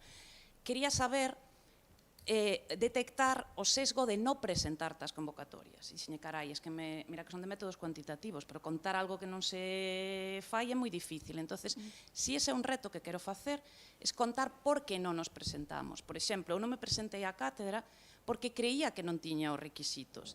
presenteime 3 anos despois, cos mismos requisitos, porque os 3 anos anteriores os dediquei a EDIUS, e sí ganei a cátedra. Digo, perdín 3 anos por no ir. Eso es un poco el síndrome del impostor, ¿no? Sí, exacto. Bueno, yo te digo para aprender. Y un chico, de ahí la importancia de los chicos, que Rafa Repiso, que traemos a carreira académica, me dixo, pero tú eres tonta, tú te presentas, que esté moi andaluz. E si no, el no, ¿qué se supone? Yo, el no. Para mí el no es como...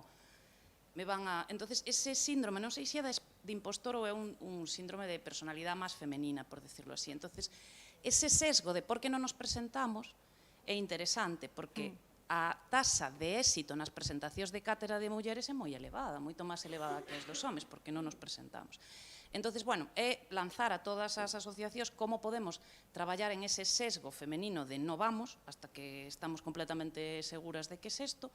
Logo hai outro tema moi interesante que tamén traballaba na Real Academia Galega da Ciencia. Quen nos elige como e que é unha científica, que eu son de economía, pero estou nunha asociación que se chama Científicas Galegas. A ciencia é moito máis que ir ao laboratorio, que sí que é, pero identificamos esos sesgos. Tamén hai sesgos en economía, hai sesgos en outras áreas, e o que comentaban antes, sesgos ao revés do cuidado, ahora todas as de medicina son mulleres, non? Entonces, quen elige e como... Bueno, perdona, el otro día había, no recuerdo ahora su cargo, pero era un médico jefe de no sé qué que se quejaba de que la feminización de la medicina hacía que fuera más precaria la medicina. Sí, puede ser. Privada, Y es, sí, sí, Huelva. sí, Eso xa é o y es polvo. cierto, El colegio pero médico. no deberías quejarte de que hay demasiadas mujeres, deberías quejarte de que se esté precarizando la medicina, ¿no? Eu a Real Academia non sei como meterlle man, pero eso é outro tema que si queréis falamos en outro día. E por último, con eso xa acabo os sesenios, non? Eu lle dediquei un sesenio de investigación a Alameda, como digo yo sempre. A Alameda e a Baixa Maternal de Reposo. Moi orgullosa do sesenio de investigación a Alameda. O que pasa que o seguinte sesenio tiña doble produción, pero non me deixaron xuntar dous en un. E eu o que non quería, tú non tes que presentarte, tú tes que facer durante esos anos, o que comentaba ahora do currículo. Entonces, eu antes de que me jubile, que vai ser dentro de 25 anos, espero conseguir que os sesenios de investigación podas presentar 2 en 1, cando tienes 3 años, como lle pasaba coa Lei Ángeles Alvariño, non? Por qué? Porque a mí non me vale que non me dejen investigar, es que perdí ese sesenio, perdí 6 años, entonces cheguei 6 anos tarde aos sitios onde me pedían 3 sesenios, como por exemplo la ANECA, donde non me dejan estar porque non tengo 3 sesenios. Digo, ai, la leche. E agora como volvemos hacia atrás? Como non cumplo esos requisitos, porque tengo 2 máis el de transferencia, hai puestos na ANECA donde, por exemplo, Mercedes podría dicir, pois poñemos a xente, pero non chegamos, porque non chegamos antes. Entonces, é todo como un círculo vicioso que o arreglamos desde principios que conseguimos xa chegar, ou as que estades polo camiño, hombre, a ver, se non tardáis 30 anos como o resto, non? O único que quero é ahorrar os 10 anos, porque chegar chegas, simplemente é que os obstáculos sean un pouco máis fáciles e que chegues... Bueno, tamén é certo, eso é como outro sesgo que hai de cuna, non? Tamén é do nivel educativo dos pais, do apoio da familia, é certo, pérdense moitas polo camiño, pero por lo menos conseguir chegar, porque eu creo que ahora mismo é como unha carrera de, aínda que lle poñas toda a enerxía, ou eres hiper mega resiliente, ou é difícil chegar. E nada, eso, agradeceros isto e deciros que esta mesa é o que queríamos para empezar esta nova andadura e que llevamos a dedicar aquí con Marta e Mercedes pois moita enerxía. Sí, creo que... Sí, Sí, Joana, creo que quiere... Sí, vou anotar algunhas cousas do que comentaste, gracias por o teu comentario, e que ademais eu creo hai outra capa máis que temos que agadir a desigualdade e discriminación por xénero, que é a parte interseccional. Non? O feito tamén de que a carreira investigadora tenha unha componente moi importante de mobilidade, tamén fai as persoas que son estranxeiras tampouco estén,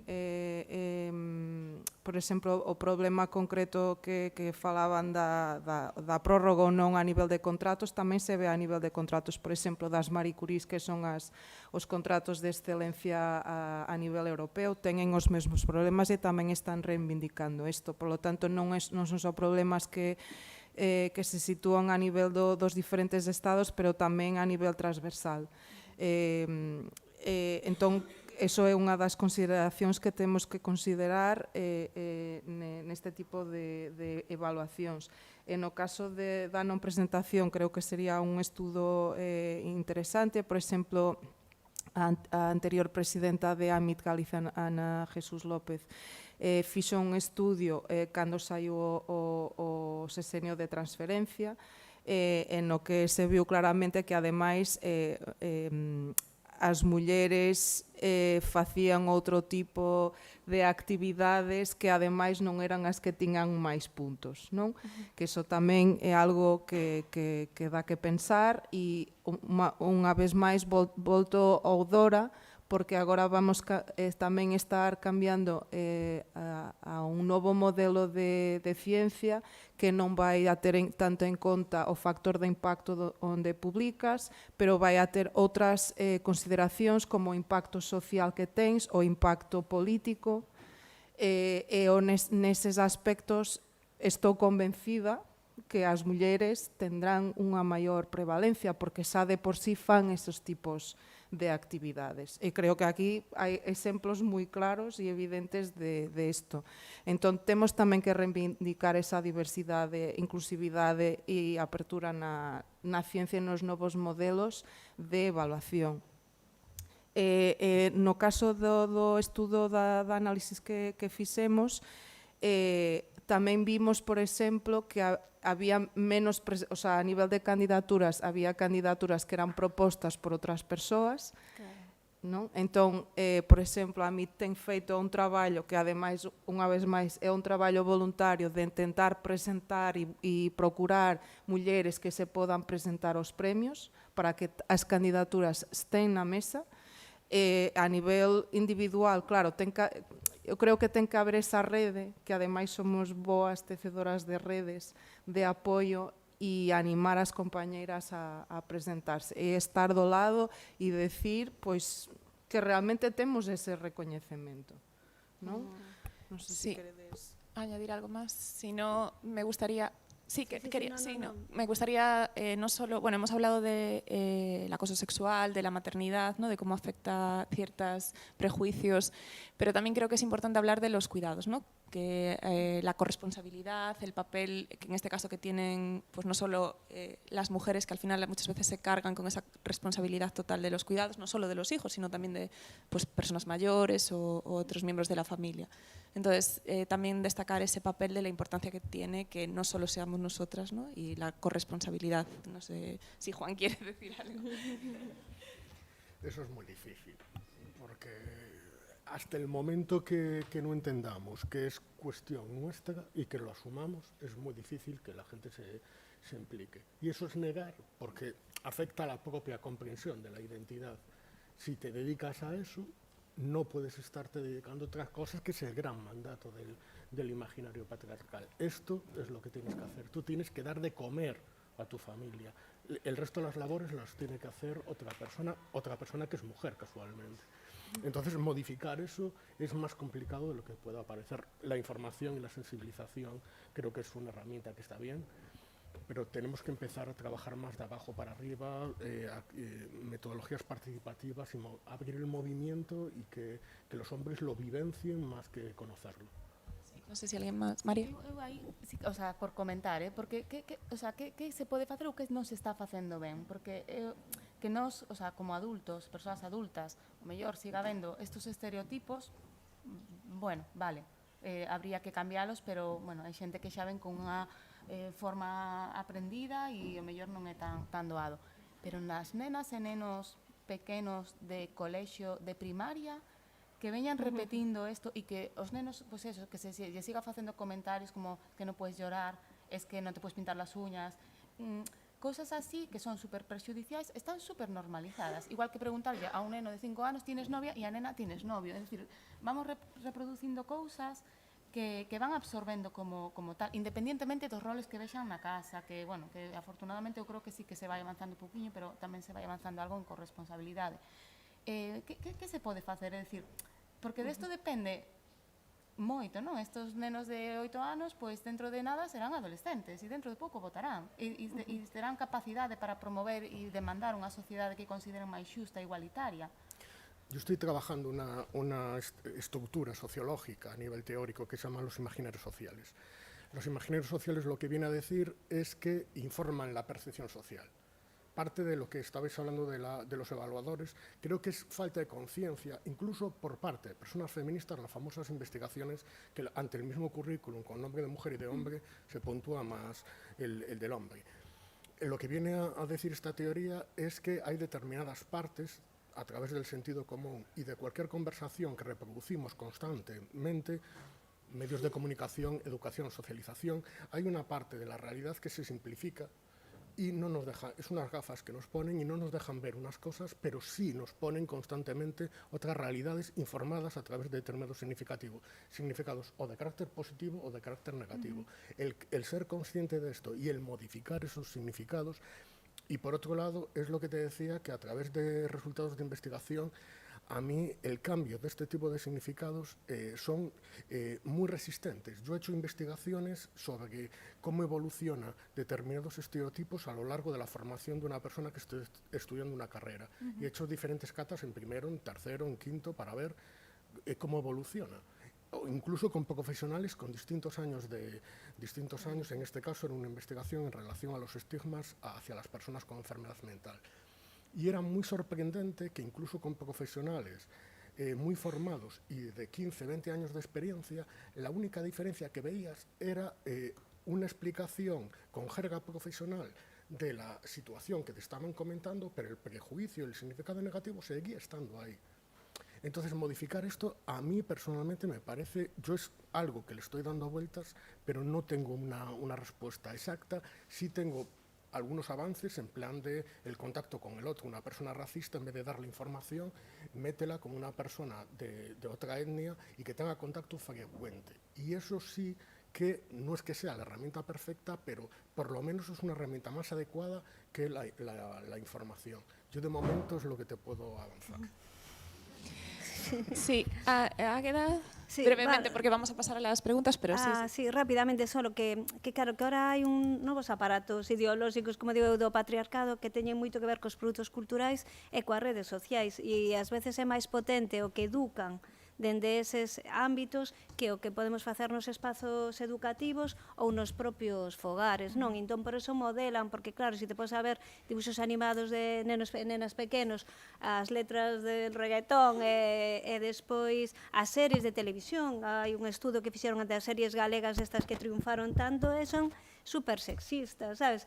Entón, claro, é moi complicado. Despois nas redes sociais, se podes acceder a pornografía mainstream, por exemplo, onde as mulleres temos un rol, no, de subhumanización total, pois a ver, poden accederse a con 7 ou 8 anos, como está ocurrindo, é complicado que dende os espazos educativos podamos revertir eso. E en cuanto a corresponsabilidade e a conciliación, eu creo que nos fogares hai que traballar, pero tamén as institucións teñen que facilitar aos traballadores e traballadoras a conciliación por esa parte, e unha vez que se dé prestixio e se dignifique esas necesidades, quizás tamén empecen a participar os homes, non sei, bueno, por decir. Nos estamos quedando sin tiempo, creo que hay 2 preguntas en el chat, pero quería primero si alguien quiere hacer aquí alguna pregunta. ¿Sí? Al fondo.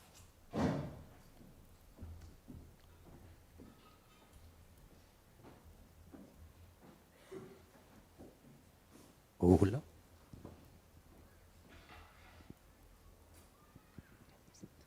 Bueno, gracias pola charla, moi interesante todo. Eu tiña unha cuestión relativa a como lidiar con mensaxes pois machistas ou negacionistas en redes sociais, precisamente.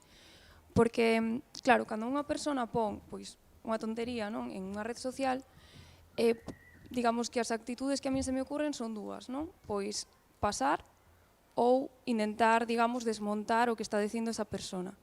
Claro, cando se fai isto, eu que vexo a veces é que a resposta que recibe ese comentario é moito maior que a importancia do comentario en sí. É dicir, que a resposta atrae a atención a ese comentario.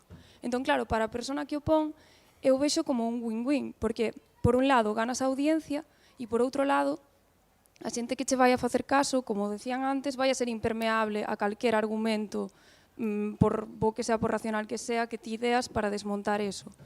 E claro, eso crea uns incentivos que xa se ven, non, en partidos políticos, que pois teño unha cuestión que mediáticamente me pode facer daño a nivel electoral, entonces vou a decir esta burrada para que haxa unha reacción en contra e se distraia a atención. Entón, eso, como que se crea un incentivo para que, como quen queira poñer un mensaxe provocador, poña ese tipo de mensaxes, aínda que non sea nin por convencemento. Eu isto vexo que o replican, por exemplo, adolescentes, que xente que se cadra non por convencemento, ou quero pensar que non por convencemento, pero como sabe que molesta, pois que replica ese tipo de mensaxes. Entón, isto é a nivel personal, porque eu inicialmente sí que pensaba que era máis efectivo intentar desmontar eses mensaxes, pero polo que estou vendo, e pola miña experiencia personal, simplemente, agora creo que se cadra a veces é mellor como non darlle atención a ese tipo de cousas. Entón non sei se, como tedes formación en socioloxía, se hai algún estudio, porque tampouco é unha cuestión exclusiva do machismo, non pasa con racismo, con homofobia, con transfobia. Non sei se hai algún estudio de como é máis efectivo neutralizar ese tipo de mensaxes, si dándolles, o sea, desmontándoos con argumentos ou facendo caso omiso. Bueno, Sí. contesto eu. Bueno, hai organizacións como Donestech e outras que sí que teñen memes feministas, no, para respostar a estes troles ou machitroles, e sí é certo que ás veces é mellor non darlle pábulo para que non amplíen un pouco a repercusión, pero por outro lado é o que comenta Maribert, que ela, por exemplo, a historiadora Maribert, que é, bueno, hiper recoñecida, pois cando recibiu un montón de agresividade digital, non, de machismos digitais por todo o seu traballo, ela decía, claro, eu podo retirarme, deixar que a praza pública digital a ocupen eles ou respostar, non? Entón, hai diferentes cousas. Nos, por exemplo, no workshop ese que falábamos da cátedra, despois hai un obradoiro xusto para crear memes feministas, creativos, irónicos, e veña por eles, non? Un pouco para que tú teñes un catálogo e dices, joder, ya me están tal, pois veña, lles respondo con isto, claro que será así como moi ocurrente e tal, e irónica, e evidencialos, porque no fondo, pois, eu que sei, algo tamén, é dicir, que esa transgresión que eles buscan, pois decir, mira, de transgresión nada, eres del cromañón, tío, a ver que, o non sei, ahora se me ocurre así, por eso necesitamos creativas, feministas, para poñerse aí a traballar, bueno. Non sei se alguén quere añadir. Yo estaría un poco en la línea de Águeda, pero utilizar en relación a la creatividad el humor o lo que en terapia se llama mantener la capacidad de maniobra. Si tú les contestas, puedes generar lo que tú estabas comentando, una escalada. Hay que descentrar esa escalada y manejar pues, la ironía, ser socarrón y este tipo de cosas que puede que no genere. Y por otro lado, a ver, se está moviendo mucho la manosfera a partir de movimientos organizados. Y con esto quiero decir ya bots, o sea, robots que multiplican las contestaciones. Luchar contra eso también se está estudiando cuál es el espacio digital, la hibridación de esferas y una serie de elementos que nos falta mucho conocimiento sobre cómo manejar estas cuestiones. Pero sí que estoy de acuerdo que en vez de contestar como lo haríamos a través del sentido común en el día a día, intentes descentrar eso para tú mantener la capacidad de manejar la situación y no generar esa escalada que, por otro lado, perjudica la propia reivindicación que tú podrías querer hacer en un momento determinado. Sí, Joana. E dependendo do grado de pode ser tamén acoso, pois as propias redes sociais ten canles de denuncia que se poden seguir. É evidente que a creatividade é importante, pero depende do número de acoso que estés, o sea, a veces a propia situación é difícil de manexar. E é verdade que, polo que os diferentes estudos tamén que se mostran hasta agora, as redes sociais viven tamén da polarización de opinións, non? Entón, o que falaba precisamente do tema dos bots, o sea, estamos en vías de ver como podemos tamén poder facer frente a isto, pero vou ao inicio que falabas inicialmente de isto tamén é un problema estrutural e tamén de quen leva estas empresas.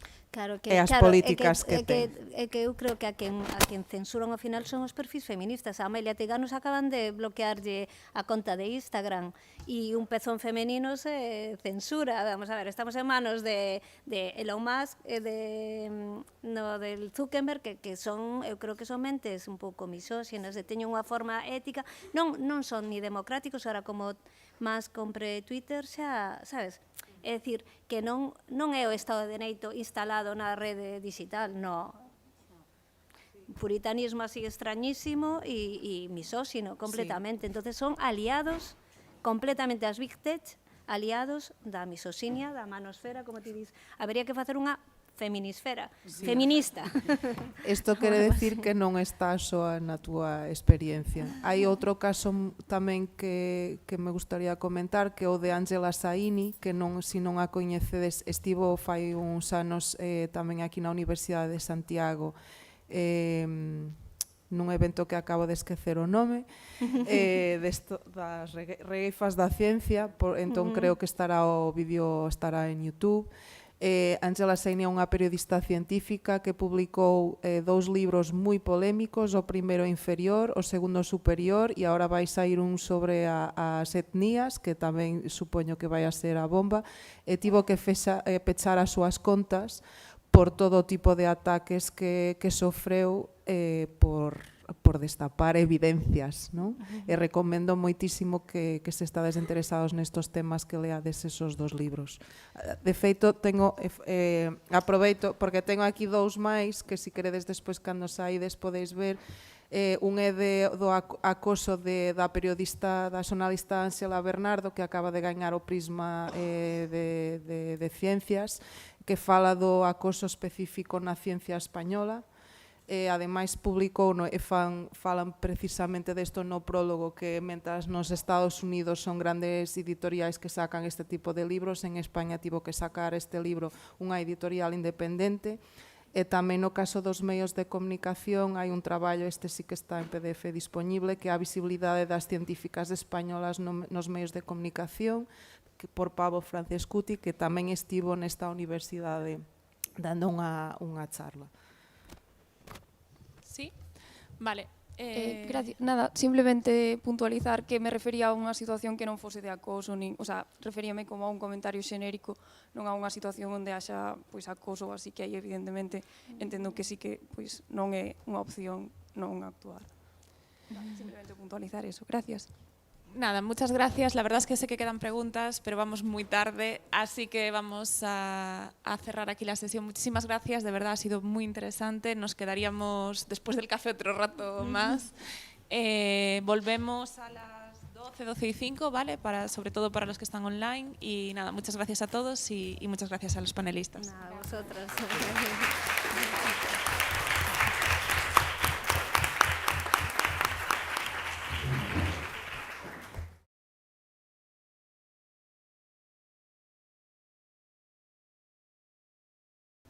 Desde Investigal y la IC queremos agradecer esta enorme participación que hemos tenido tanto a nivel presencial como virtual, así que este aplauso es para vosotros.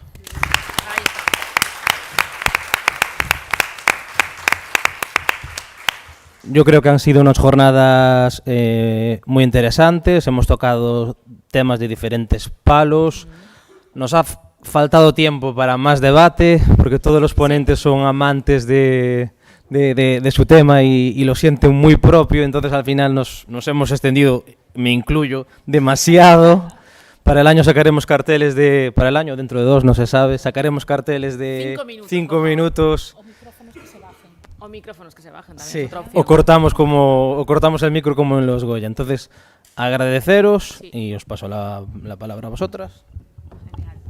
Pues nada, yo estoy súper contenta, de verdad. Lo siento ser pesada de dar las gracias, pero pusimos muchas ganas y trabajo extra de lo que estamos diciendo, ¿no? De que al final de nuestro tiempo libre pues vamos sacando para hacer otras cosas porque nos gustan y las consideramos necesarias. Así que esperamos que hayan sido de provecho.